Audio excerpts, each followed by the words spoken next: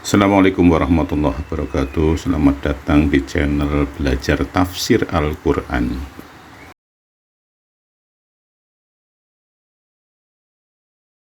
Tafsir Surat Al-Fatihah ayat 5. Iyyaka na'budu wa iyyaka nasta'in, yang artinya hanya kepada Engkaulah kami menyembah dan hanya kepada Engkaulah kami mohon pertolongan.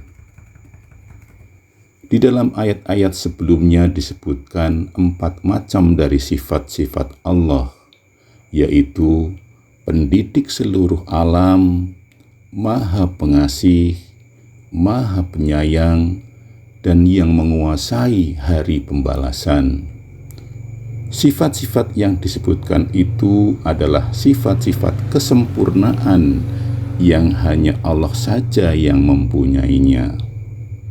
Sebab itu pada ayat ini Allah mengajarkan kepada hambanya bahwa Allah sajalah yang patut disembah dan kepadanya sajalah seharusnya manusia memohon pertolongan, dan bahwa hambanya haruslah mengikrarkan yang demikian itu. Iyyaka artinya hanya kepada Engkau. Iyyaka adalah dhamir untuk orang kedua dalam kedudukan mansub karena menjadi maf'ul bih atau objek. Dalam tata bahasa Arab, maf'ul bih harus sesudah fi'il dan sesudah fa'il. Jika mendahulukan yang seharusnya diucapkan kemudian, dalam balaghah menunjukkan qasr, yaitu pembatasan yang bisa diartikan hanya. Jadi, arti ayat ini hanya kepada Engkau saja kami menyembah dan hanya kepada Engkau saja kami mohon pertolongan. Iyyaka dalam ayat ini diulang 2 kali. Gunanya untuk menegaskan bahwa ibadah dan isti'anah atau minta pertolongan itu masing-masing khusus di hadapan kepada Allah, serta untuk dapat mencapai kelezatan munajat atau berbicara dengan Allah. Karena bagi seorang hamba Allah yang menyembah dengan segenap jiwa dan raganya, tak ada yang lebih nikmat dan lezat perasaannya daripada bermunajat dengan Allah.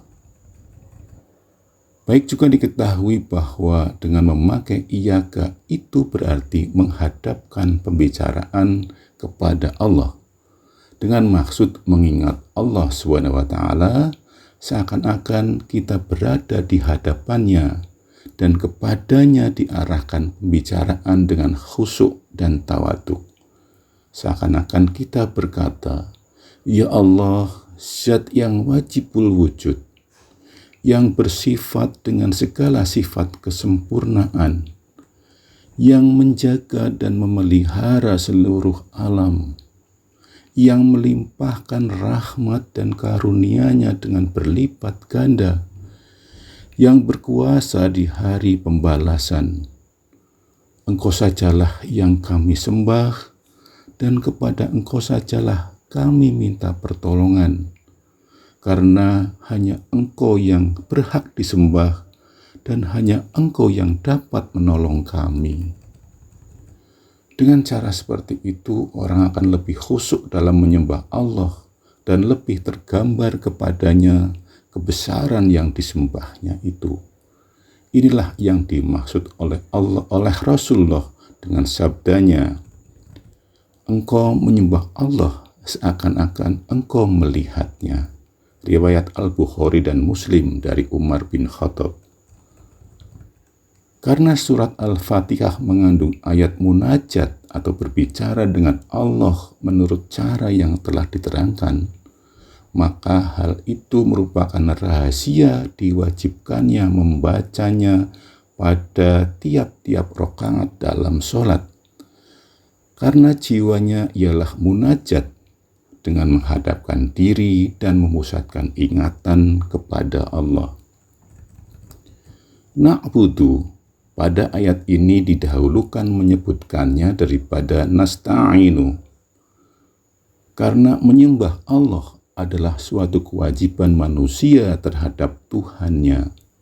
Tetapi pertolongan dari Allah kepada hambanya adalah hak hamba itu.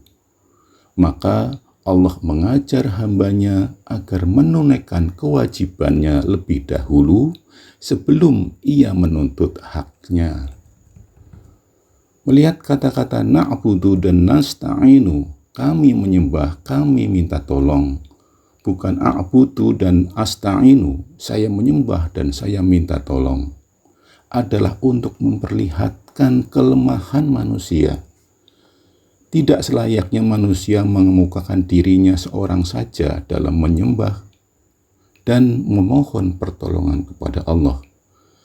Seakan-akan penunaian kewajiban beribadah dan permohonan pertolongan kepada Allah itu belum lagi sempurna, kecuali kalau dikerjakan bersama-sama. Kedudukan tauhid di dalam ibadah dan sebaliknya. Ibadah secara istilah ialah semua perkataan, perbuatan, dan pikiran yang bertujuan untuk mencari ridho Allah.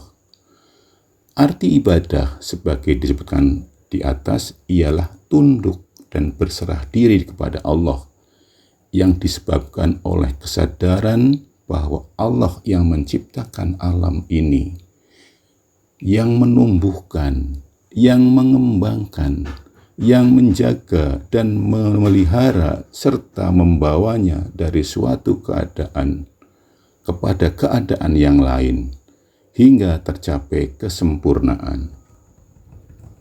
Tegasnya, ibadah itu timbulnya dari perasaan tauhid. Oleh karenanya, orang yang suka memikirkan keadaan alam ini, yang memperhatikan perjalanan bintang-bintang, kehidupan tumbuh-tumbuhan, binatang, dan manusia, bahkan yang mau memperhatikan dirinya sendiri, yakinlah dia bahwa di balik alam yang zahir ada zat yang gaib yang mengendalikan alam ini, yang bersifat dengan segala sifat kesempurnaannya, yakni dialah yang maha kuasa, maha pengasih, maha mengetahui, dan sebagainya. Maka tumbuhlah dalam sanubarinya perasaan bersyukur dan berutang budi kepada Zat yang maha kuasa, maha pengasih, dan maha mengetahui itu. Perasaan inilah yang menggerakkan bibirnya untuk menuturkan puji-pujian yang dapat mendorong jiwa dan raganya untuk menyembah dan merendahkan diri kepada Allah yang Maha Kuasa itu sebagai pernyataan bersyukur dan membalas budi kepadanya. Tetapi ada juga manusia yang tidak mau berpikir dan selanjutnya tidak sadar akan kebesaran dan kekuasaan Allah, sering melupakannya. Sebab itulah setiap agama mensyariatkan bermacam-macam ibadah gunanya untuk mengingatkan manusia kepada kebesaran dan kekuasaan Allah.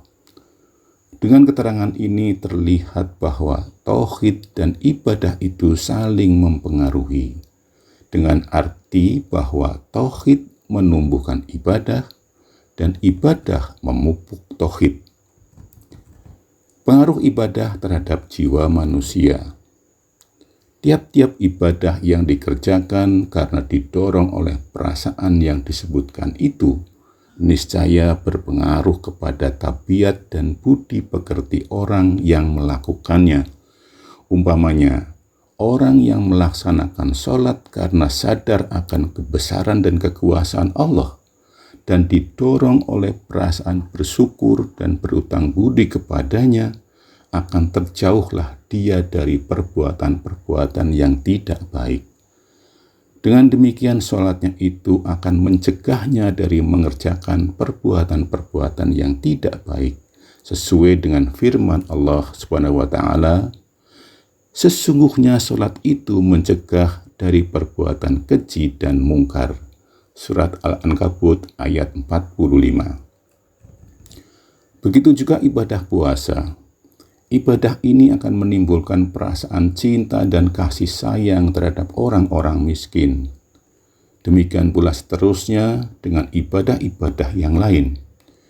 Ibadah yang sebenarnya adalah ibadah yang ditimbulkan oleh keyakinan kepada kebesaran dan kekuasaan Allah, serta didorong oleh perasaan bersyukur kepada Allah. Ibadah yang hanya karena ikut-ikutan atau karena memelihara tradisi yang sudah turun-temurun bukanlah ibadah yang sebenarnya. Kendati pun seakan-akan berupa ibadah, tetapi tidak mempunyai jiwa ibadah. Tidak ubahnya seperti patung. Bagaimanapun miripnya dengan manusia, tidaklah dinamai manusia. Ibadah yang semacam itu tidak ada pengaruhnya kepada tabiat dan akhlak. Berusaha, berdoa, dan bertawakal. Isti'anah, memohon pertolongan, seperti disebutkan di atas, khusus dihadapkan kepada Allah dengan arti bahwa tidak ada yang berhak dimohonkan pertolongan kecuali Allah. Pada ayat yang lain, Allah menyuruh manusia untuk tolong-menolong dalam mengerjakan kebaikan. Allah berfirman, "Dan tolong-menolonglah kamu dalam mengerjakan kebaikan dan takwa." Surat Al-Maidah ayat 2. Adakah pertentangan antara dua ayat ini? Tercapainya suatu maksud atau terlaksana suatu pekerjaan dengan baik tergantung kepada terpenuhinya syarat-syarat yang dibutuhkan dalam melaksanakan pekerjaan itu, dan tidak adanya rintangan-rintangan yang menghalanginya. Manusia telah diberi potensi oleh Allah, baik berupa pikiran maupun kekuatan tubuh, agar bisa mencukupkan syarat-syarat atau menolak rintangan-rintangan dalam menuju suatu maksud atau mengerjakan suatu pekerjaan. Tetapi ada di antara syarat-syarat itu yang manusia tidak kuasa mencukupkannya. Di samping itu, ada juga rintangan yang tidak mampu ditolaknya. Begitu pula ada di antara syarat-syarat itu atau di antara halangan-halangan itu yang tidak dapat diketahui. Kendatipun menurut pikiran manusia syarat yang diperlukan telah cukup dan semua rintangan yang menghalangi telah berhasil diatasi, tetapi kadang-kadang hasil pekerjaan tidak seperti yang diharapkan. Ada hal-hal yang berada di luar batas kekuasaan dan kemampuan manusia. Itulah yang dimintakan pertolongan khusus kepada Allah. Sebaiknya sesuatu yang masih dalam batas kekuasaan dan kemampuan, manusia disuruh tolong-menolong, agar timbul pada masing-masing individu sifat saling mencintai, menghargai, dan gotong royong. Dengan perkataan lain, manusia disuruh Allah berusaha dengan sekuat tenaga dan disuruh saling menolong dan membantu. Di samping menjalankan ikhtiar dan usaha, dia harus pula berdoa, memohon taufik, hidayah, dan ma'unah. Ini hendaknya dimohonkan khusus kepada Allah, karena hanya Dia yang kuasa memberinya. Sesudah itu semua, barulah dia bertawakal kepadanya. Ibadah itu sendiri pun suatu pekerjaan yang berat. Sebab itu haruslah dimintakan ma'unah dari Allah, agar semua ibadah terlaksana sesuai dengan yang dimaksud oleh agama. Oleh karena itu, seseorang hendaknya menuturkan bahwa hanya kepada Allah sajalah kita beribadah. Diikuti lagi dengan pernyataan bahwa kepadanya saja minta pertolongan, terutama pertolongan agar amal ibadah terlaksana sebagaimana mestinya. Ayat di atas sebagaimana telah disebutkan mengandung tauhid, karena beribadah semata-mata kepada Allah dan meminta ma'unah khusus kepadanya adalah intisari agama dan kesempurnaan tauhid. Demikian tafsir surat Al-Fatihah ayat 5. Assalamualaikum warahmatullahi wabarakatuh.